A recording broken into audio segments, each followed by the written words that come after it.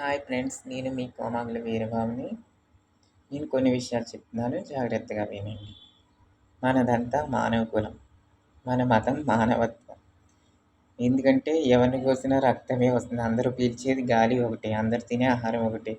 మల విసర్జన, నిద్ర అన్నీ జీవులకి కూడా కామనే. ప్రతి వ్యక్తి ఆకాశం నుంచి ఊడిపడలేదు. వాళ్ళకి కొమ్ములేమీ లేవు ప్రత్యేకించి. నిన్ను నువ్వు ఎలా ప్రేమిస్తావో నీ తోటివారిని కూడా అలాగే ప్రేమించాలి. చిన్న చిన్న తప్పులు, పొరపాట్లు ఎవరైనా చేస్తారు. అవి మనం పెద్ద మనసుతో క్షమించాలి. సరిదిద్దుకునే అవకాశం ఇవ్వాలి. మనస్పర్ధలు వస్తే అర్థం చేసుకొని సర్దుకుపోండి. ఎవరిని అపార్థం, తప్పుగా అర్థం చేసుకోకండి. మీకు కష్టాలు వస్తే ఎలాగో సాటివారి కష్టాలు కూడా తనవిగా భావించి మీరు సహాయం చేసి సానుభూతి చూపండి.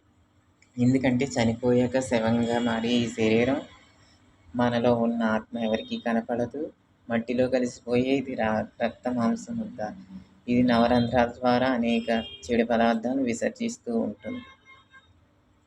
శరీరంలో ప్రాణం పోయాక ఒక్క క్షణం కూడా ఇంట్లో ఉంచుకోరు ఎవ్వరు. గ్రామస్తులు కానీ, బంధువులు కానీ ఎవ్వరు ఉంచరు.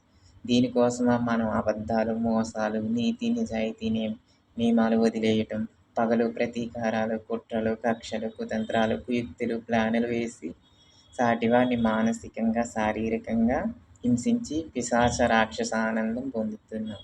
అలా పొందరాదసలు. ఇది ఈనాటి కలియుగ మానవ జీవనం.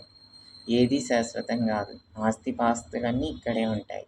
మనం చేసుకున్న మంచి చెడు, పాపపుణ్యం మన వెంట వస్తాయి. కాబట్టి పాపం చేసి నరకానికి పోయి నరక బాధలు అనుభవిస్తారో, పుణ్యం చేసి స్వర్గ సుఖాలు, నిత్యానందం, శాంతి అనుభవిస్తారో అది మీ ఇష్టం. నువ్వు చేసే పనులు, కర్మల బట్టి ఇవి ఆధారపడి ఉంటాయి.